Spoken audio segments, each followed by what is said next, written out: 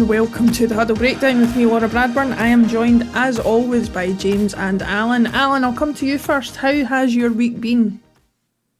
Busy. Lots of sport at the weekend, for those of us that like a bit of rugby, which I know is not many, but a hell of a weekend. And then all these football matches to fit in. I think there was 4 of the league matches on various channels over the weekend. So I tried to I didn't get to the Dundee United derby. That was Mother's Day stuff to do on Sunday. That was just a game too far. But a good weekend, enjoying the football mainly, and enjoying the sport really in general. So it's been good. Maybe the mother in your house would have quite liked a day to herself on Mother's Day. I'm seeing that's becoming a thing, apparently.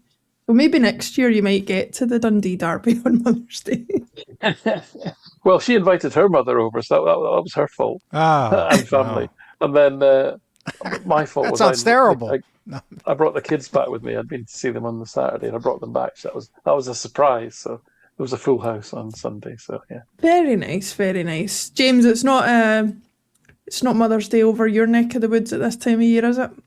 Not yet. I think that's in May over here, early May, if memory serves. Well, you've had your early warning anyway. I need it. I appreciate that. It's funny you mentioned the rugby, actually. Quick wee story before we get into the football. So I bought a car a couple of weeks ago.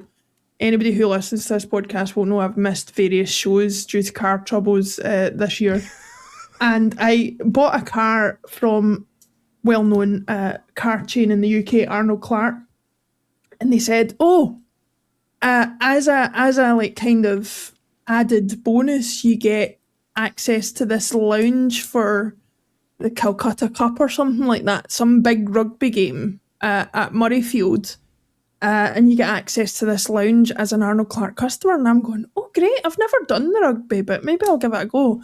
Until I found out you only get access to the lounge if you have already bought tickets. So it was only access to the lounge with pre-bought tickets, not tickets and lounge access. But, one can only expect so much, I suppose. Let's buy a better car next time, if you're at that level. It was, listen. I can't believe a Maserati isn't good enough. Well, exactly. Those wing doors are a bastard in the Morrison's car park, I have to say. Anyway, we'll crack on with the football. James, Motherwell was the game at the weekend. Unfortunately, I couldn't be there in person due to other commitments. I've had as much of a rundown of the game as I could possibly get from people who were there. The summation being not great in the first half, not great but better in the second half. And then there's obviously some sort of big ticket incidents to talk about throughout the game. But what was your overall impression of the game before we get into the nitty gritty? Well, I think what you heard has done our job for us. I think we can just end right here because I think that was a pretty good summation. Excellent. They when we previewed the game last week heading into it, fully expected Motherwell to come in with a smart and likely effective game plan, particularly out of possession. And I think that was evidenced in spades in the first half when we had a hard time retaining possession. And it seemed to be kind of sporadic in what we were trying to do. Sometimes we tried to build out, sometimes we were just launching it. It just kind of didn't seem to be all that coherent, which has been an emerging pattern. So I think they, not to the same degree, but it wasn't too dissimilar to the December game under Nancy in the sense that they were maybe more so in a controlling sense in the first half, possession dominant, controlling kind of the flow of the game. And we gave them trouble. I think our press setup was actually pretty good. I'm not sure that the personnel are all that great in doing it, but we pretty much man-marked them in the high press, which, that's been our kryptonite. And because they're not peak Barcelona, their players are somewhat limited technically in certain ways. And I think we obviously the goal came from that, the first goal. And so we gave them some trouble in that regard out of possession, but I think in possession, they were in the first half in particular, by far the better team. Yeah, that certainly fits with the narrative that I've been getting from people. Alan, it's a horrible thing to have to sit and get the updates on your phone and have no idea what's going on, but that was the position I was in. I guess my question to you, looking at the first half specifically, was it all that much of a surprise when Motherwell went ahead? How was the game going in that first half in terms of compared to the way the scoring went? Very interesting game, really, to watch back. I'm very interested in how Motherwell played and see why they are where they are in the league. It's interesting. They really do control the ball, and I would say they do an awful lot of backward passing and safe passing. They play a lot of football in front of you, right? Which is fine. You're not really that worried about that. But in many ways, that has utility against most of the teams in this league, because one thing that was noticeable is the ball's in play a lot. So they don't give away a lot of free kicks. They don't give away a lot of corners or even throw-ins. They try and play their way out in the back, so they minimise even on simply lumping the ball out of play. And I think that's probably wise, because Celtic nearly scored from the first corner. And actually, I was thinking, this is how Celtic are going to score today. If I'd bet, I would have bet on Arthur getting a goal on that day, and he actually had the first chance heading over from a corner, because they're not a big team and they're not a physically imposing team in that sense. But they mitigate that by essentially keeping the ball and not giving away many corners and not giving away many throw-ins even. And there's a very low number of both of those things throughout the match. They work tremendously hard off the ball. I think the movement is almost... Watching the first half, my emotional impression was, why are they working so much harder than us? Why can't Celtic work as hard as this?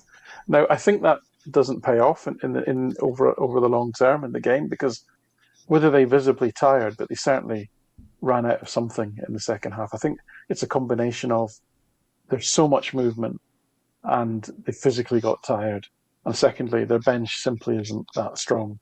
So they couldn't bring on players of equivalent quality to the ones that were taking off. So that there's that limitation. But having said all that, the two most influential players in the game, not just from Motherwell, in the game, were Slattery and Just, who are their kind of creative players. And so despite the fact that, as I say, they play a lot of the football in front of you, they go backwards a lot. It's not the case that they're constantly probing, constantly getting the ball into dangerous areas. And I can see why games that they've played are quite low scoring, because they just control the ball so often. But they're not really doing a lot with it in an attacking sense, but they're also defending with the ball, essentially.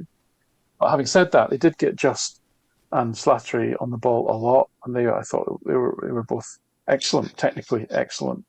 They just couldn't get the ball into scoring positions very often, which again is a weakness that they've had across the season. It would be fascinating to see if Askou, does get 2 or 3 windows, if he does stay next season. We'll maybe come on to that. And he was allowed to build a team, and they were able to bolster, say, get European football next year, have some extra income, maybe get a couple of upgrades in attack, bolster their attacking, quality, as it were. How they would develop as a team, because they're clearly a good side, incredibly well coached, strong identity. Everyone knows their jobs. Very impressive in that regard. With, as James says, not to be disrespectful, a pretty average bunch of players, frankly. And that's great credit to all of them for that. But there's clear limitations there, as I say. They don't create enough danger for all the possession that they have. They don't have a lot of pace in the team. And they make a lot of mistakes. I mean, there's only one game this season in the league that a team has, in domestic football, the team has coughed up the ball in their own defensive third as much as Motherwell did. So it's high-risk football in many respects. And because, frankly, people like Steve McDonald and McGinn and so forth at the back there, they're going to cough the ball up sometimes. They're going to give it away in daft places, and they conceded a goal because of that. So there's weaknesses and there's limitations, I think, in how they play, which is why they're going to finish fourth and not second or third. And that, again, that's not to be overly critical of them, because clearly they've overachieved, I think, relative to the resources they have. And I completely hold my hat to them in terms of the identity that they've forged and the coherence of what they're trying to do. So very, very interesting. Just a couple of numbers maybe to just put some context to, because most of the interest for me in the game was actually how they played, because Celtic were just kind of, as they have been, a bit random, no real clear pattern or identity. So this is the pack passing scores for opposition teams at Celtic Park in the league, going back as far as I've got records for. And by quite a distance, 55, Motherwell racked up the highest packing score of any team at Celtic Park in the league. And so that's quite, not 71 pack passes, 366 packing score, 55 more than Hibs. Hold in your mind that game, that Hibs game, 17th of January 2022. Celtic won 2-0, 2 early goals, but Hibs dominated the ball for most of the game. Quite a similar game, I think, other than the early goals and the game state, therefore. And as you can see, it doesn't happen very often. Most of the games are against the Rangers. Celtic actually won all those games, which is quite remarkable as well. No team has had a high packing score and managed to beat Celtic, which is unusual, because teams that have the high packing scores tend to win the game. What I haven't put on here is Celtic's passing score, which probably is quite a bit higher anyway. And if you just look at some key kind of firsts, if you like, there were some notable milestones that Motherwell racked up. They completed 505 passes, the most in open play any opposition have completed at Celtic Park. Again, second to that is that Hibernian game on that 17th of January there, 494.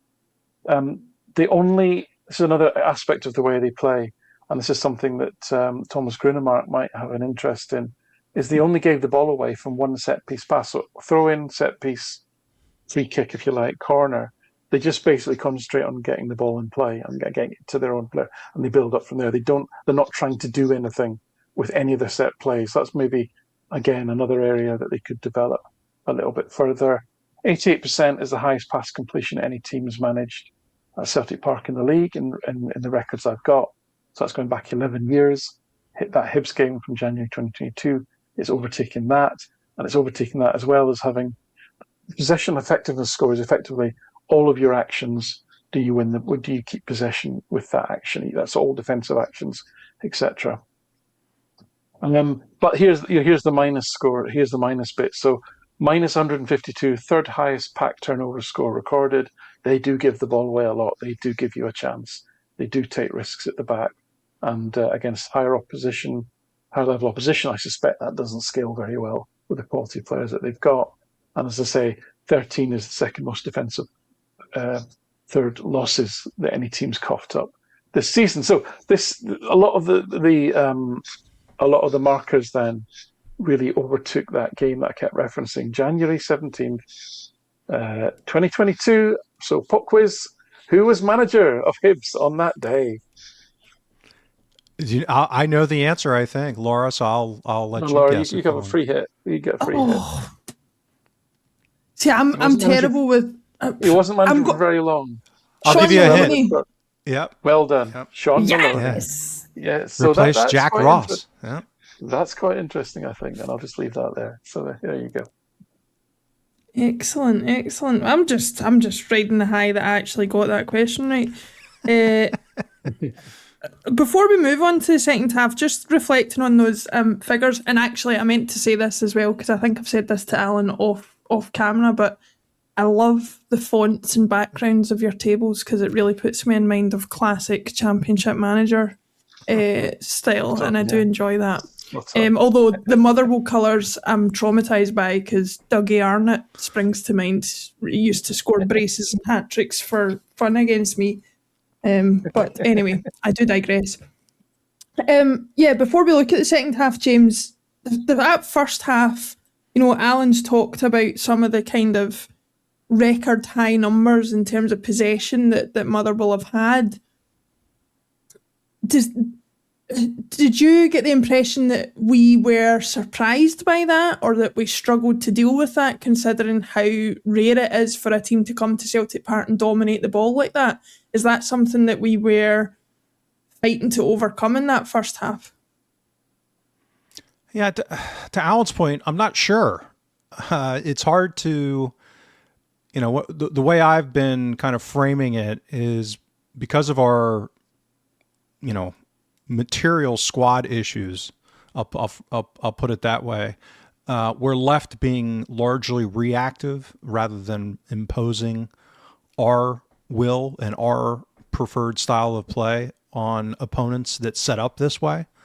When I say this way, coherent, well-coached, man marking in their press. And so I don't know necessarily what the game plan was. It was hard to discern that and how much of it just emergently shifted. I think my guess is we tried to play some football. I think the selection lent itself towards that, i.e. Maeda as the striker.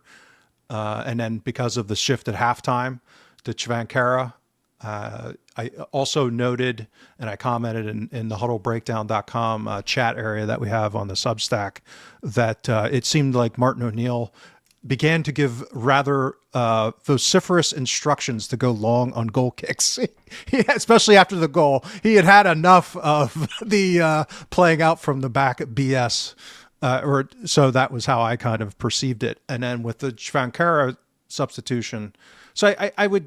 That's kind of my guess, but even within that first half, it was kind of sporadic as far as, like a visceral, like with Motherwell, there was no question they were looking to build out from the back. Like, they would go long selectively, but it looked like they were trying to hit somebody on a channel ball. It wasn't just shelling it, that kind of thing.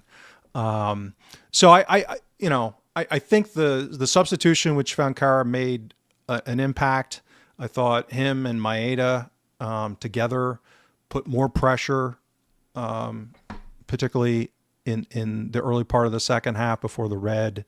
But yeah, I mean, it's just, that's the other part. I mean, this is what, 70 or 71st minute red card. So that the fact that they had that level of possession and that amount of passing, and they played a quarter of the game, a man down at Celtic Park.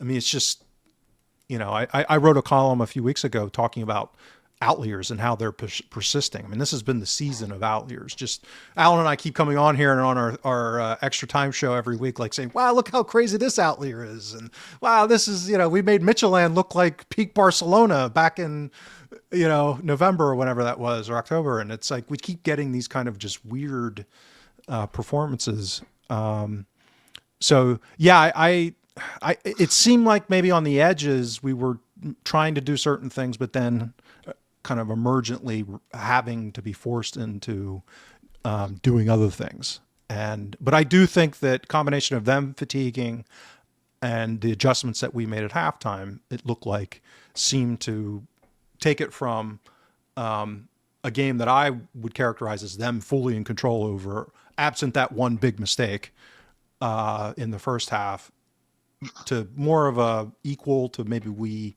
edged it a little before the red card. And then obviously after the red, it kind of became much more balanced and or skewed to Celtic for the obvious reason. And we all have to say, I mean, I don't know if anyone else thought this, but the third goal, I had Tony Watt going through my head. Does anyone else have that? No? Not really. No? I don't know. Right away, I was like, an uncontrolled bounce that they misplay that goes over through and a goal. No one else thought that? Okay, well. I mean, I have Tony Watt's goal going through my head numerous times a week, but it's nothing to do with similarity to any other goal. It's just I was there, and it remains the single high point of my Celtic sporting career. Yeah, I could talk about that game all night. Talk about XG and, oh my God, I would love you and Alan to do a statistical breakdown of that particular game. If you can find me a more one-sided game against the possibility of victory, I would like to know it, but it was a victory nonetheless.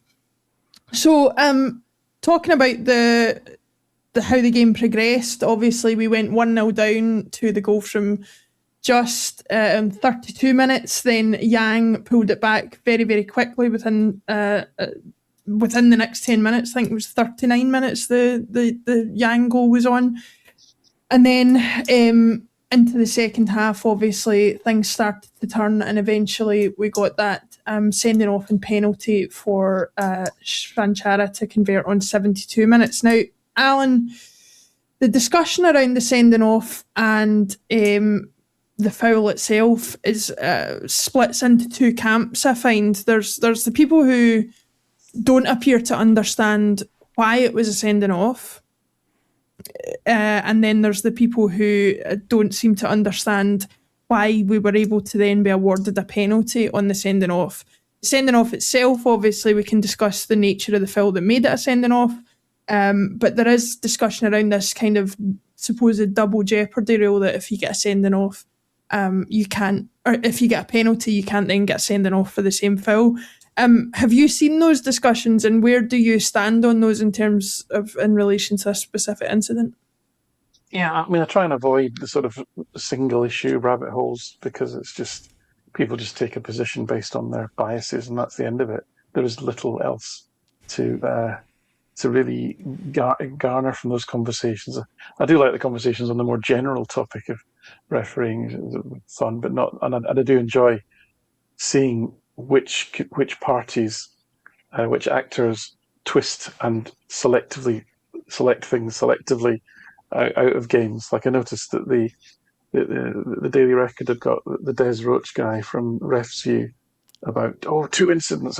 Oxlade, Chamberlain, Maeda should be sent off. Well, I've been through the game and I'll just double check now. I've sent the Yorkshire Whistler about 6 incidents from that game. So that's a lot, right? That's many more. Most games, like the Derby, had 1 game. This game generated, I think, a lot of incidents. There was the foul. Fair enough, the foul by Oxlade Chamberlain on Just, which was very similar to the foul by Olasanya on Tierney at Aberdeen, which, although reckless, was judged reckless because it wasn't really deliberate. You've got the sort of push on Maswanisi that he turns into a sort of Tom Daly moment. There's the Maeda and Saeed clash, which, to be honest, is just, I think, pathetic. Put it in anyway because people were talking about it. You've got what I think was a really nasty-looking challenge by Just on Oxlade Chamberlain, which did look a real bad one actually. So that got a yellow card, and then there's the penalty, and then finally the one that everybody ignored, which is when Shvankara got taken down. Looked like on the edge of the box, but challenge again. Did it carry on into the box? Received no scrutiny whatsoever. So there's six big polls there that it could have gone either way for either side, if you like, in the game. So what's interesting for me in the media is how selectively which of those are talked about and which were completely ignored, and there's definitely a trend to that. You'll remember the game earlier in the season in the League Cup where I think there was discussion about, I can't remember what it was now, probably the Celtic, one of the Celtic goals, but then you completely ignored the fact that where Hatate was pushed over in the box for a blatant foul, actually. That just got ignored. We're just not going to talk about that. Just gets shut down. Nothing gets discussed. Nothing appears. So this is a trend. This is what's happening. There's a narrative. We all know this. I mean, as far as the penalty is concerned, so I've sent it to the Yorkshire Whistler. He will present an expert opinion to explain it. My layperson's understanding of that incident with Maeda and Longolo is that because the goalkeeper had come out, missed the ball, as it arrives at the back post, Longolo and Maeda are the furthest players forward. Effectively, if Maeda gets his head on the ball, it's an open goal. There is nobody between him and the goal. So so any foul is denial of a goal scoring opportunity in that sense. The second component of it is Longelo making an attempt to get the ball? Is he making a reasonable attempt to get the ball? Well, given he's not looking at the ball and he has his arms around Maeda and he effectively throws him to the floor, I think the answer to that is probably not. So it's the combination of not making an attempt to get the ball and denying of a goal scoring opportunity, that means that so-called double jeopardy is still in the laws and enforced in it as a red card and the penalty, as opposed to, for example, the Sterling handball in the last minute of the derby a couple of weeks ago, where that was also the denial of a goal scoring opportunity, but given he wasn't even looking at the ball, and he was challenging with his arm in not an unnatural position, but he blocked the ball going into the net, which is why it was given. It was deemed not to be deliberate, therefore not a sending off as well as a penalty, which is how, more or less, how the Yorkshire Whistler described it. So that's the difference. It's that you can still get sent off and lose a penalty if it's deliberate foul play or you've made no effort to get the ball. Yeah, good to get that clarification. And of course, James, the classification of the chance as denial of a goal-scoring opportunity is not in any way related to the person to whom the opportunity is presented. Hey, it's a bingo.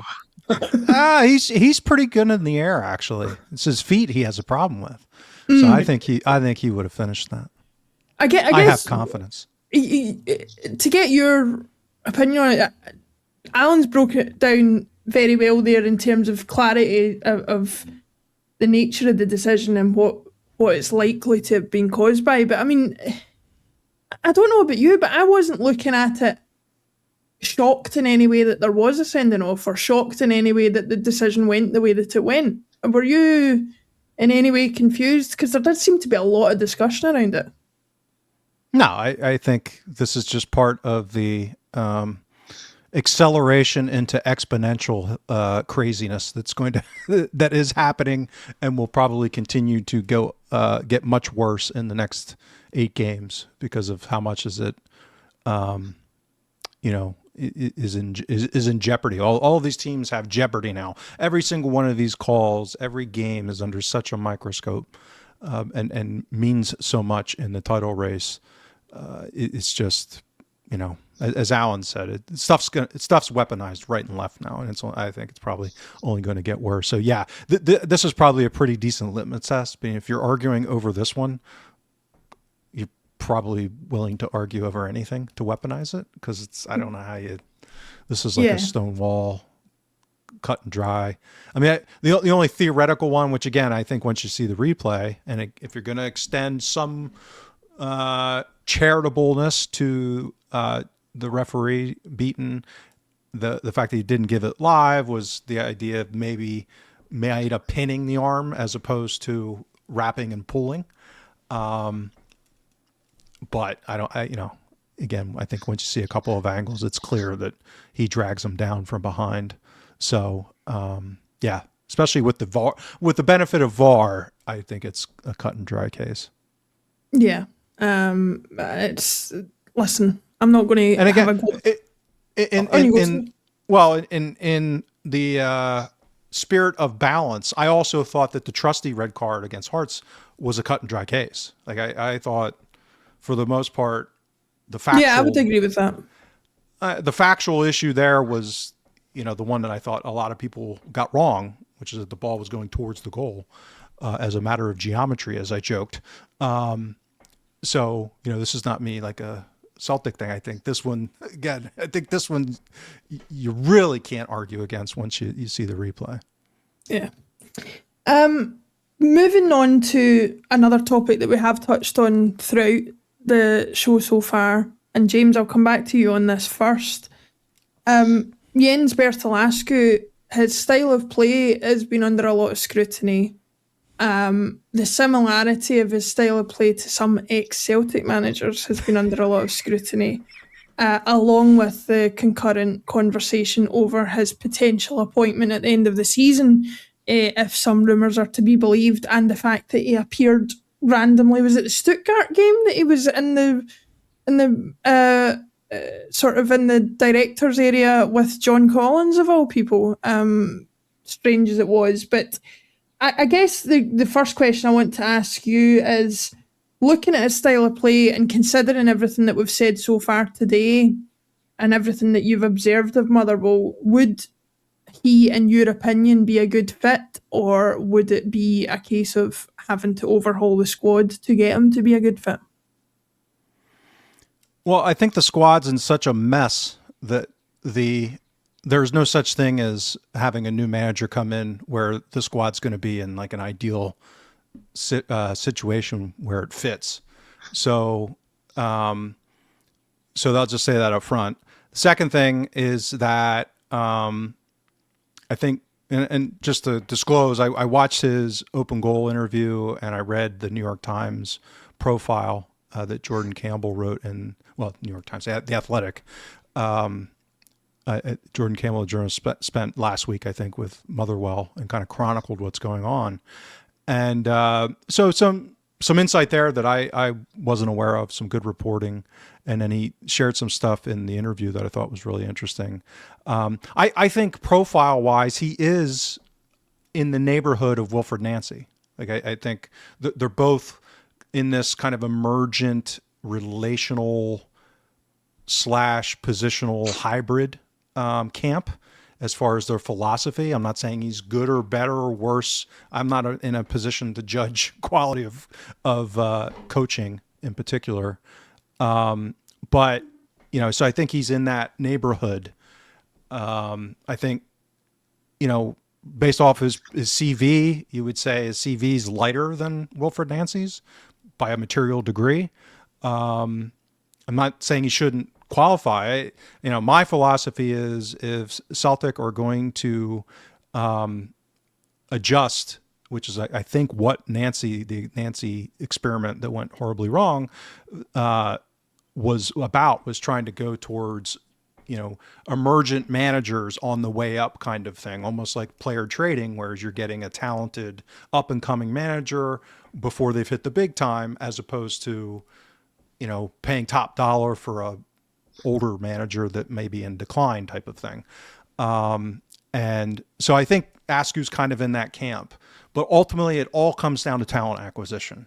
And I think that was also what came out of my foray into the Askou world this past week is while he seems a very smart guy, he seems probably a really good coach, and his philosophy is, I don't think he's a recruitment guru.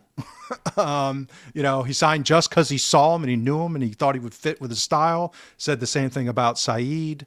I don't think he was as an assistant coach. I don't think he was intricately involved in Michelin's recruitment setup. So I don't think he really has any experience in an advanced modern recruitment setup where he's the decision maker. And I think Motherwell's doing a really good job actually in recruitment, but they're a team and a club with, not a lot of resources. So I don't think it's a great analog for Celtic or where Celtic should be. And that's what I said, with all of my fandom of Nancy. What my initial analysis was, the most important thing for Celtic to do would have been to hire the analytics guy from Columbus Crew. He was more important than hiring Nancy. And ideally they would bring them both over. And that's still the gap that Celtic have. So I don't see Askou filling that need. He might know a few guys that would fit well, i.e. like Ange, kind of be the upside would be an Ange period where great style of play, knows a few guys that in our price range that he can tap that, they couldn't at Motherwell because of resource limitations, that kind of thing. So I'm okay with it, but again, I don't see him as this, magic wand or silver bullet that's going to address the talent acquisition problem that we have, which is persistent. He's not gonna turn Dermot Desmond into a great director of football. No. Very few could, I don't think. But Alan, I guess the question then remains that the positive way of looking at an Askou appointment would be that, as you said before, he has made a Motherwell team full of pretty average players outperform themselves. Maybe he could do that to a greater extent with the slight increase in quality of players that he would have coming to Celtic. As James says, though, he doesn't seem like a recruitment guy, so some of the issues that we already have would remain. where do you stand in terms of his suitability as an appointment and what he could bring in terms of positives for us? Every club's different, and Celtic is certainly unique in Scotland and possibly kind of unique in Europe in many respects. There's not many teams where you do have to win every single game. That pressure, that level of pressure and expectation simply doesn't exist. I mean, it was a great interview with Askew, and he was very humble, actually. He talked about how the guy that they'd brought in at Motherwell, I think it was Wimmer, the German guy who'd only lasted a short period. I think he had to go back to Germany for personal reasons. Had kind of opened the Motherwell hierarchy's eyes to a style of play and a way of playing Askew was brought in to build upon, and he was very humble about that. And that, to me, suggested that the Motherwell people in charge had a clear vision of what they wanted, and they were prepared to. I think even Askew himself said he set an expectation that there would be considerable bumps in the road and peaks and troughs along the journey to getting an effective football team. He had every confidence that he would get there, and it's been a little bit smoother than they all expected, which is a bonus. But they were all prepared for those peaks, troughs, and bumps, which clearly, as we've seen with Nancy, the Celtic supporters nor hierarchy are prepared for. So you've got to factor that in. And I take your point, and that's where I slightly disagree with James, Laura, that you would hope that you would take a group of players at Celtic today, even if Celtic didn't recruit effectively, and turn them into playing similar way to Motherwell do. They're better players, frankly, and they should be. And also, by the way, most of them are used to playing this way. So this shouldn't be a massive stretch. You would think that that period would be less bumpy, perhaps, but it would still be bumpy because it is a disparate and incoherent set of players. It took maybe a few months, really, for it to settle down at Motherwell. They had a League Cup group stage against teams from the lower leagues that they were able to navigate through. Now, they managed to get through that, but they had a few hairy moments. They drew a game. They won a game on penalties. They were losing in another game and turned it round. It was all pretty hairy. They drew most of their opening league games. They struggled to score goals. So it was a bit like Ange. There was a period there where it wasn't. It was bedding in. And but again, like Ange, I think the fans there and the hierarchy at Motherwell saw progress, saw where it was going. Now, it would be a different scenario if you did bring him in May or June or what have you, and you had a full pre-season and all of that, and was allowed 6 or 7 friendlies, and then to build something in that way, the same as Ange did. It would be slightly different to Nancy parachuted in the middle of the season. But ultimately, this comes down to any football club has got to decide what the hell it's trying to do. What is it you want? What is the culture you want to build here? This guy seems to me a classic guy who wants to be on the grass, on the training field as a coach. That's his role. He doesn't want to be, as James says, he's not a recruitment guru. He's not a manager as God guy, right? So that means that you've got to have other people doing all these jobs. And we've barely got anybody in the boardroom at the moment, never mind, who's functional, by the way, or awake or alive. Never mind all these other roles that we don't have. So parachuting an Askew as head coach into current Celtic organisation, talent, structure is essentially just setting the guy up to fail. Because he even said himself, he kind of got dragged into recruitment at Motherwell, and he kind of, reading between the lines, he wasn't expecting that, and he kind of magicked up Eli Just and Ibrahim Said because he knew them. Now, based on his history, this isn't like Ange, who was operating at the top level of Japanese football, which is a really strong league and much stronger than the SPL.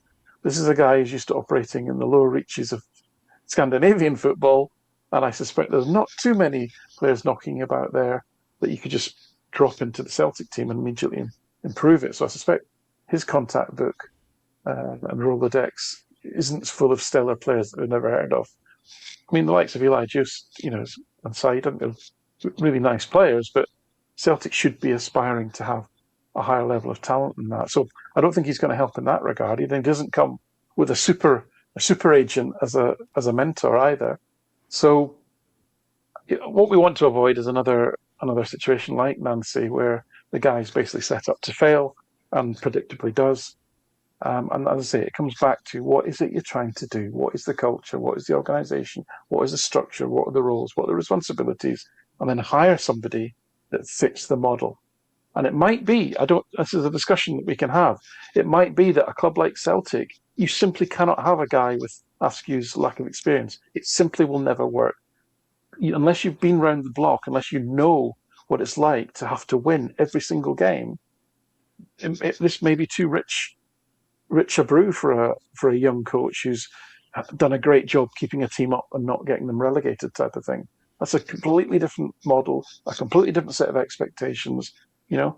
Again, on the other hand, how do you know until you try them, sort of thing. So, but you get a sense of that by having a structured recruitment process that's driven through requirements that make sense, that fit the organisation, and all of that stuff.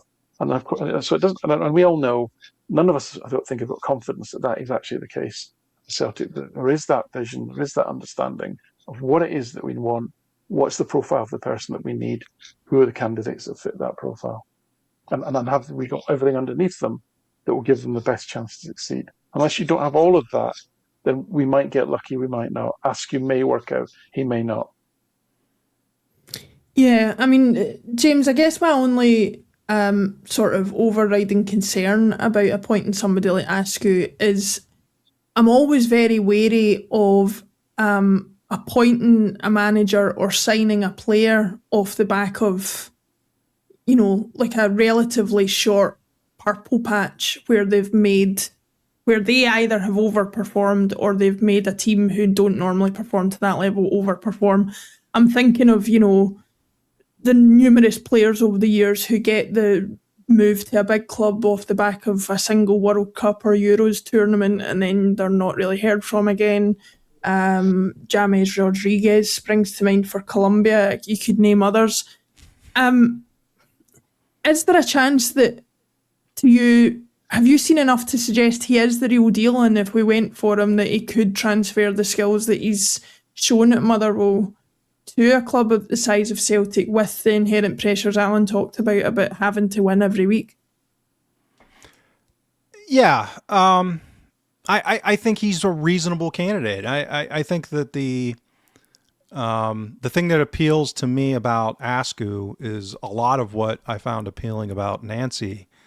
And again, my bias, and this comes back to kind of analytics-driven assessment of performance attribution across major sports, is how relatively little the head coach role actually matters compared to other stuff. I'm not saying it doesn't matter. I'm just saying that like the intelligentsia of legacy culture, fan culture, and media culture around, UK and even more so Scottish football way overweights the importance of the manager. They're like the head actor. Yeah, not every manager runs the culture the way Alex Ferguson did at Man United or something like that. Especially in the modern game. I mean, it's just become way too complicated. There's too much going on now with sports science and with recruitment. And I mean, these are, relatively complicated operating environments, or if they're well run, they are anyway in the modern sense.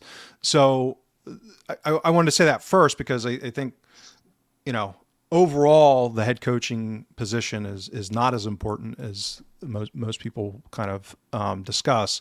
But I think he's fine. But the most important thing is I think he's in this emergent new trend of these cycles, and it's not a circular cycle. They kind of spiral over time, which is, I think there is a nascent emergent trend towards this kind of style of play, this little hybrid mixture where you have players that are more interchangeable and more dynamic movement. And this relational is the kind of geeky way of referring to it. So I think not only from a relative style of play advantage that could be beneficial, but also I think there's likely to be a market inefficiency in a transfer market for a period of time where, somebody like Eli Just, who is terrific in their system at their level, was not valued in the marketplace. I mean, Motherwell basically got him for nothing because no one could see his value playing this way. And I think, what Jamestown Analytics is doing for multiple clubs and obviously Hearts is in certain styles of play, certain players do much better.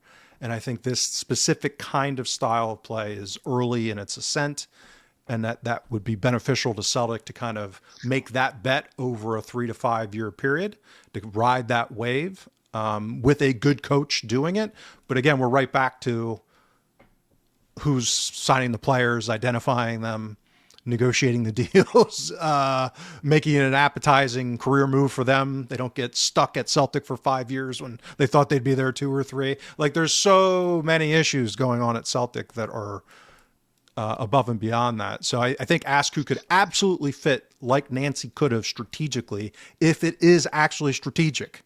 And that's where, I have my doubts that it would be, particularly if somebody like, what's his face at Portugal is the other guy that they're thinking about. It's like, you could not have my God, don't go there. You could not have more disparate. And this is going back to when it was Eddie Howe and Ange or Keane. It's like, how are these 3 people on the same list? It's like, this is crazy.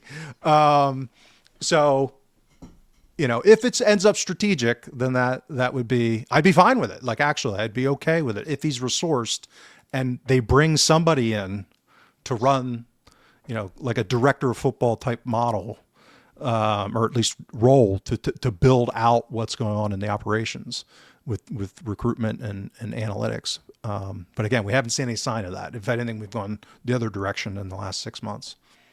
Yeah, who's that guy that was at Seville for years, and then I think, did he go to Arsenal or something? Monchi or something like that. Mochi. Yeah, my get cat's that name's guy. Mochi. Get that guy. He's Laura, you've unfortunately picked on the exact example of what I was talking about. Monchi was a great success at Seville. He was essentially the director of football in an organizational model that is common in Spain, Italy, etc., Germany, of having this director of football who looks after all the more strategic direction of the club, the way it plays, recruitment and everything. And the manager that he worked with, Unai Emery, they had a great relationship and they knew what each other wanted, etc. And it worked. And Sevilla were incredibly successful over that period. When Monchi left Seville and went to work for, I can't remember who it was it Aston Villa? Not sure. It was an absolute disaster. It was an absolute disaster, which just goes to show you can take somebody who has won European trophies, got teams into Champions Leagues, stellar record as a recruiter in a specific context, put them into a different context, and it doesn't work at all. And this is the issue that I think Celtic are going to have, is who's going to operate well within this specific context of Celtic, because it is a very specific context. And unless people don't get their arms around that and understand what that means and the implications of it, we're doomed to repeat sort of cycle of failure. Yeah, that is my story of my life. Accidentally proving people's points all the time. It's a sort of it's a hidden skill of mine. Yeah, who knows? Listen, none of us are strangers, and nobody listening to this or watching this is a stranger to the idea that there will need to be a lot more changes than just who's in charge in the managerial position before Celtic have any sustained period of success. It's another reason actually why I always sort of am wary of people suggesting Knutson from Bode Glimt as a potential option, because he's obviously working within the confines of a club who is all focused on the same goal and working towards the same goal in a system that is designed to get the best out of everybody. There is nothing to suggest that he would come to us and have anything approaching success, because he would not have that same system supporting him.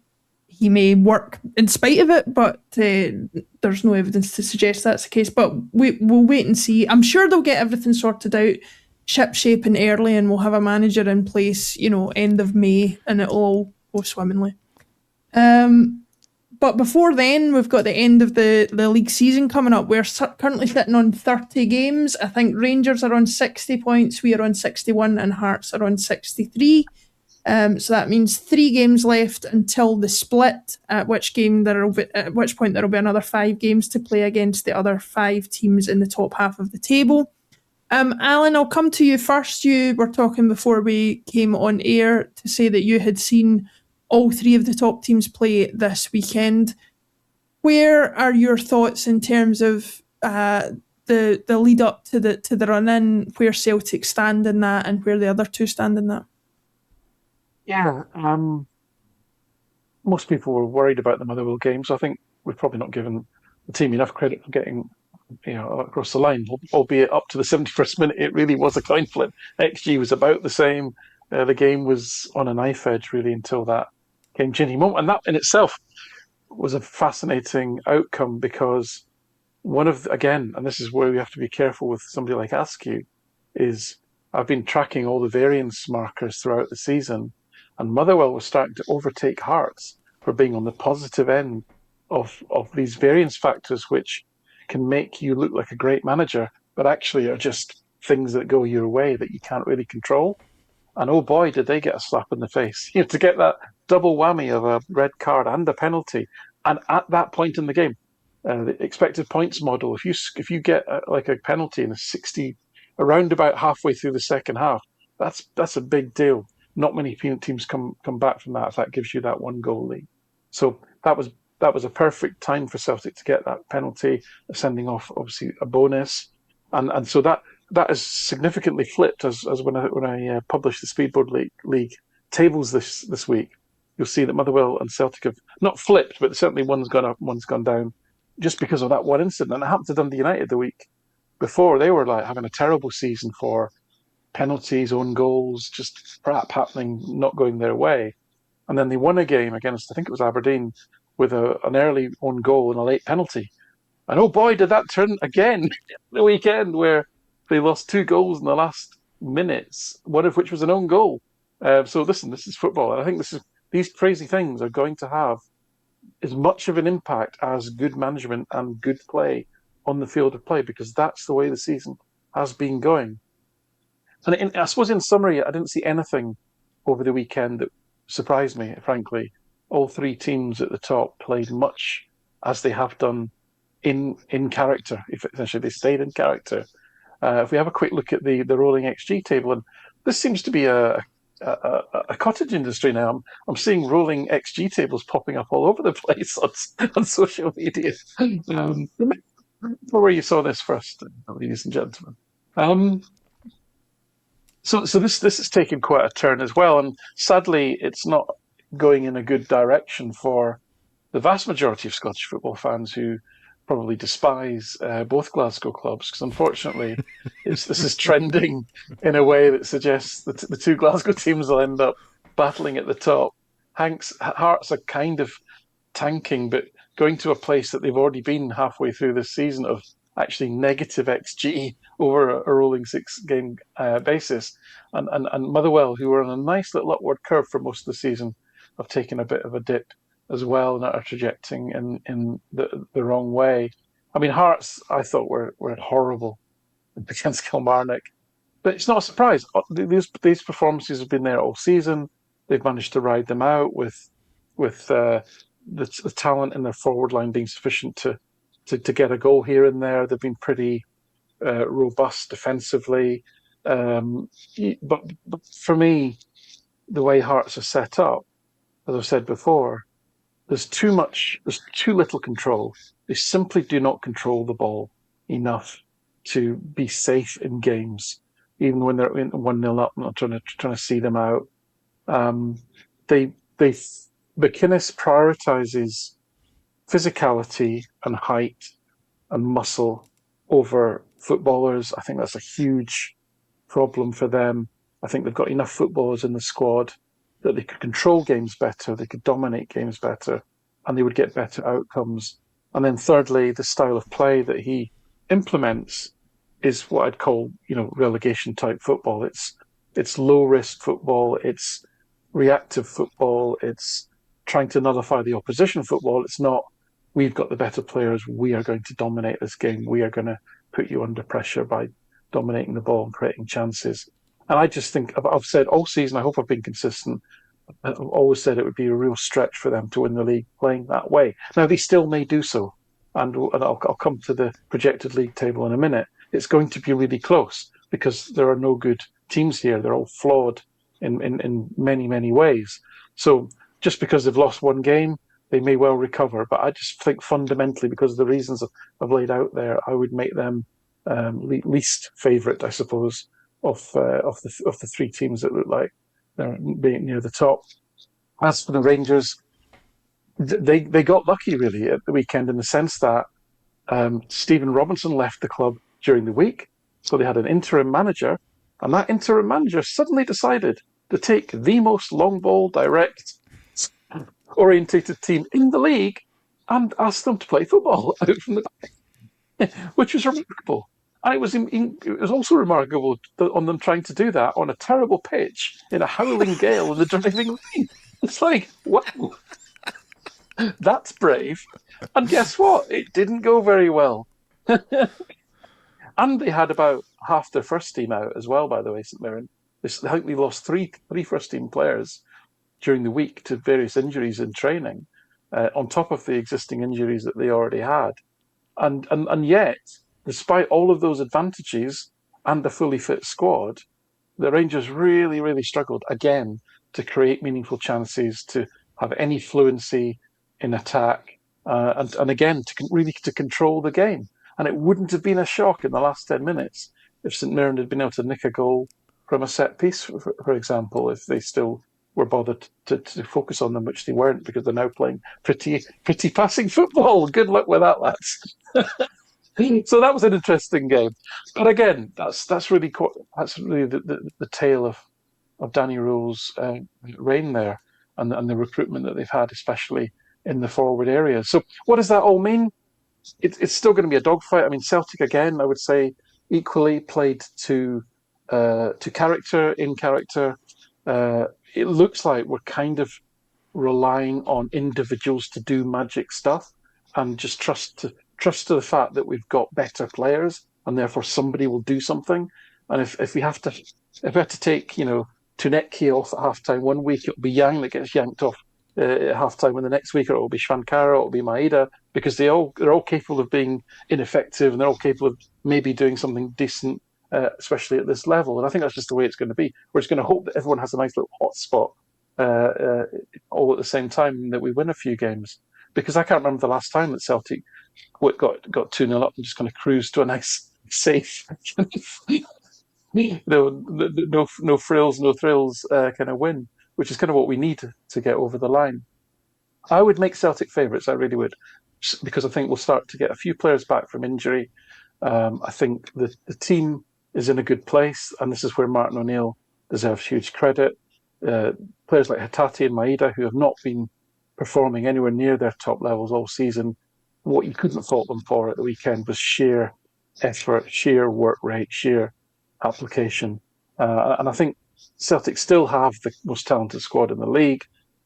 If at least they're working their socks off, and if at least everyone's marching in the same direction, I suspect, given the deeply flawed nature of the other teams, that might just be enough to get over the line. But again, I wouldn't put any money on it.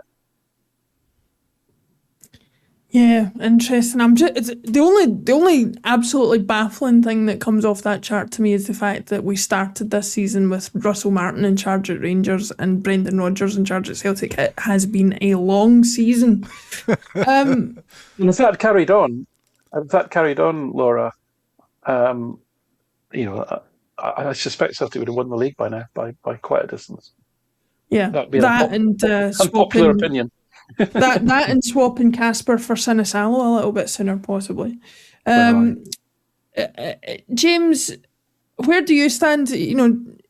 Alan has to the greatest extent I ever see him do so, nailed his colours to the mast in terms of making a prediction as to who's favourite to take the league. Do you agree with that? Are you concerned by? Because I think we can all agree that Hearts really look like they're faltering at the moment, and don't look like they're going to turn that around.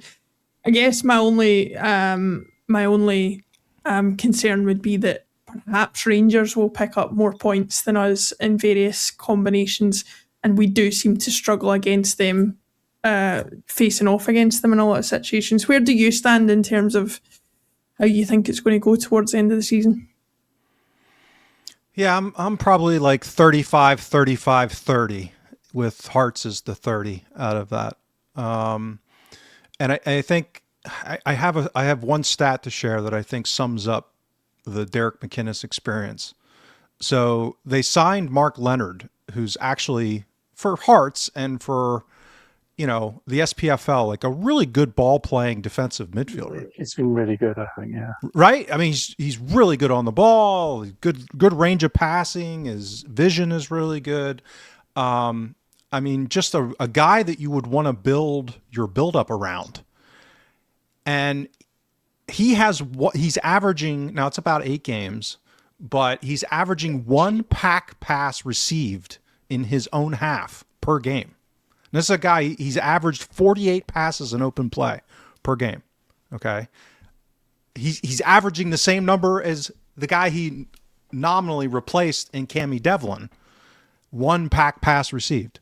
So do you want to be funneling your buildup through Cammy Devlin the same volume as you do Mark Leonard? It is incoherent. It's moronic. So they're just shelling balls up with a guy in midfield who they should be passing the ball to.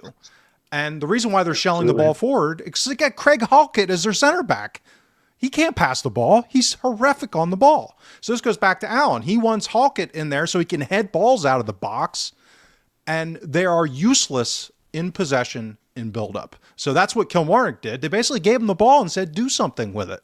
And guess what? They can't do anything with it because they don't have any game plan. They have no patterns of play. It's a complete mess. So the downside to that is that it becomes more of a relative strength for them as they move post-split, is because they don't need the ball against us. They don't need the ball against Rangers. So they could, especially as they get healthier themselves with Devlin and Shanklin back, that they might, go through a bit of a better stretch. And as Alan's graph here we're showing indicates, they could be due for an upturn in performance levels. Like, that wouldn't be crazy. Just because of randomness, because they are such the randomness type game model. These things do tend to kind of ebb and flow. So I could see a scenario where that turns up for them. So that's why I still have them at 30%, even though, conceptually, I'm not saying that 30% is, an actual percentage. I'm just saying, kind of my thinking where I'm at with the two. My fear with Rangers continues to be that they at least seem like they have a plan that they're executing now.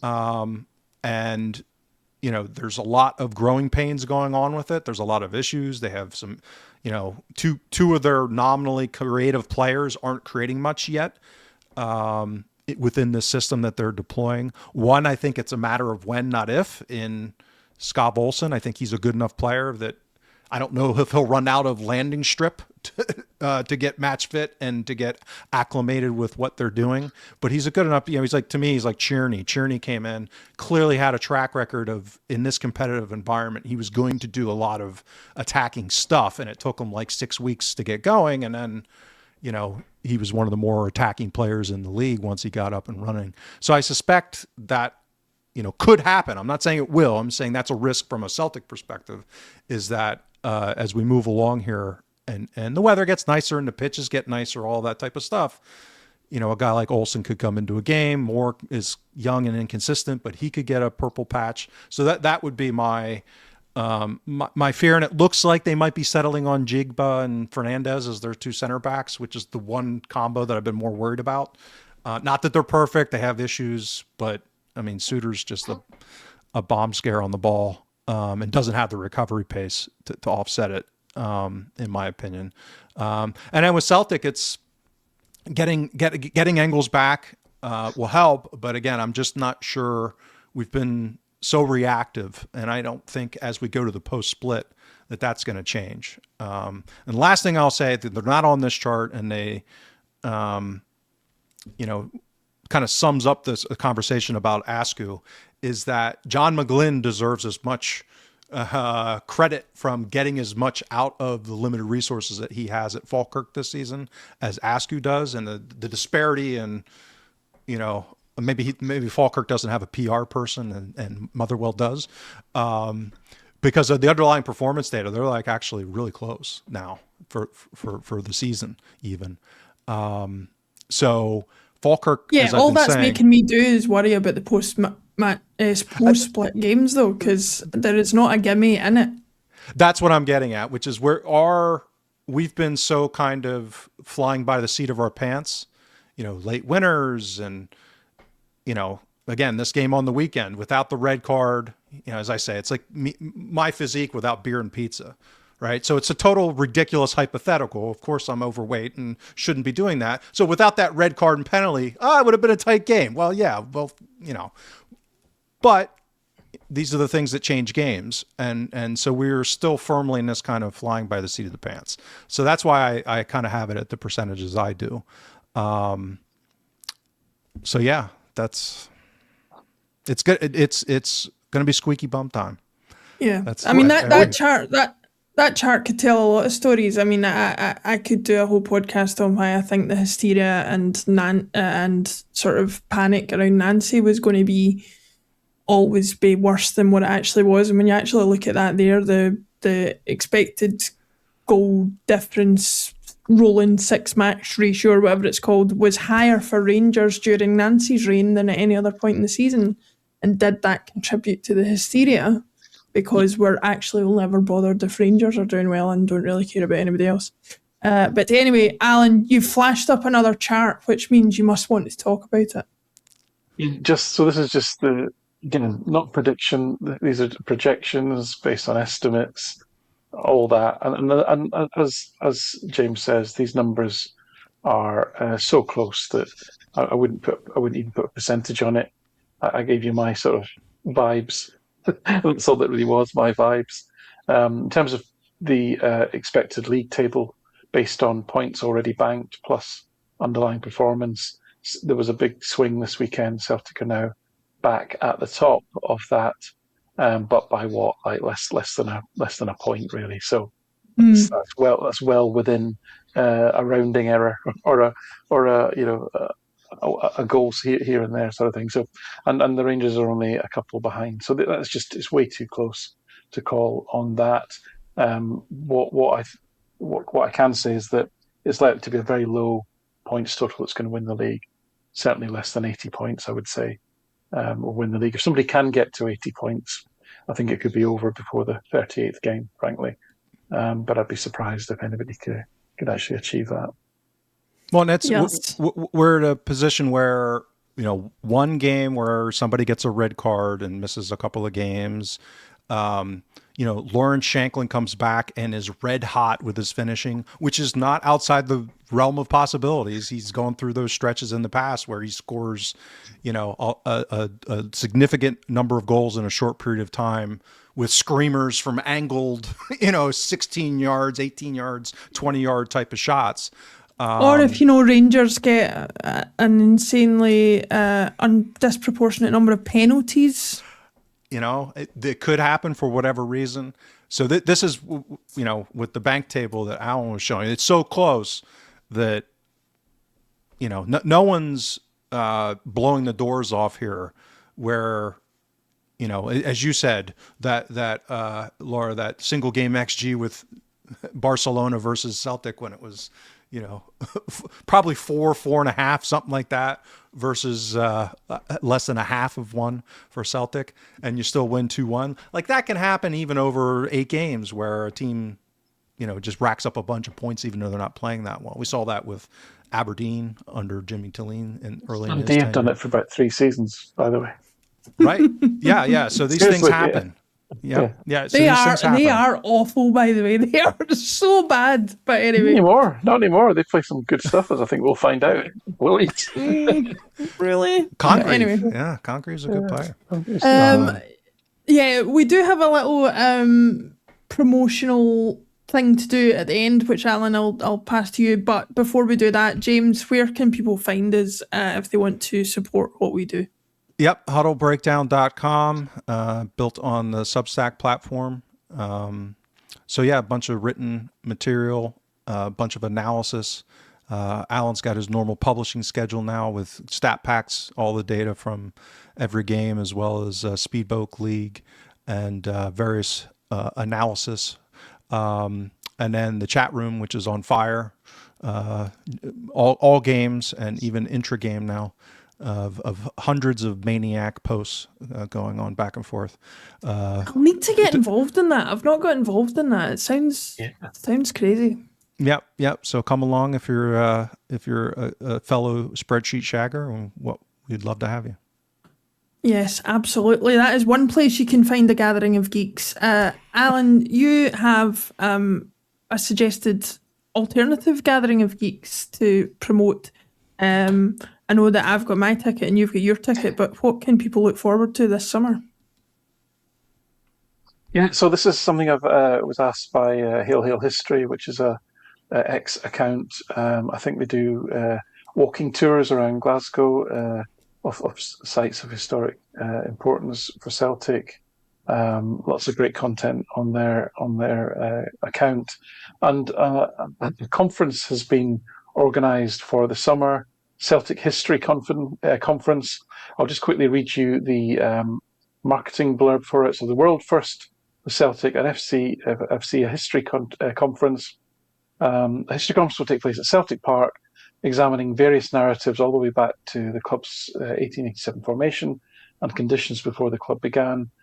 The conference will be held at Celtic Park on the 6th of June, 2026. It's not an official club event, but Celtic have provided the facilities at no charge. It's free for fans to attend spaces, but you have to book a space on the Eventbrite page. And I think there's a link there for you to find. The organisers are a group of Celtic fans interested in the club's history. They hope to build on the work of celebrated club writers, Pat Woods, Tom Campbell, David Potter, who all sadly passed away within the recent years. The day will feature various notable academic figures with an interest in Celtic history, including Dr. Michael Connolly, biographer of Brother Walfrid, Dr. Joe Bradley, editor of the Celtic Minded book series, documentary maker Dr. Margot McQuaig. Celtic topics will be examined at the conference are the life of Brother Walfrid, the influences which led to the club's formation, women's place in the telling of Celtic's history, and Celtic stories from all around Glasgow. So I'm more than likely, I'm certainly hoping to and intending to attend this myself. I hope other people can support this. It'll be, I think, a great day with some real knowledgeable people about the history of Celtic, sharing the stories. That I'm sure there'll be things in there that I've never heard for sure, and I'm sure it'll be the same for most people. So yeah. Anyway, I promised the guys I would give that a plug, so please support that. Yeah, please do. I can say from experience, I've read a couple of David Potter's books. In my opinion, there's nobody better at writing those books and being that encyclopedia. It was a massive loss when he did go, but I also have spoken to and know Matt Corr, who has written a number of books himself and seems to be taking on that mantle of being one of the kind of go-to sources for Celtic history. And I believe also is employed as a tour guide at the club, so you might be fortunate enough to get him on a tour as well. So, give their books a look if you can. Just Google their names, and there's lots of stuff out there to learn and to read about. James, Alan, thank you very much for joining me. Thank you everybody who watches or listens to the podcast. We really do appreciate it. You guys will be back later in the week with the usual Extra Time show, and I will see everybody next week. Thank you very much.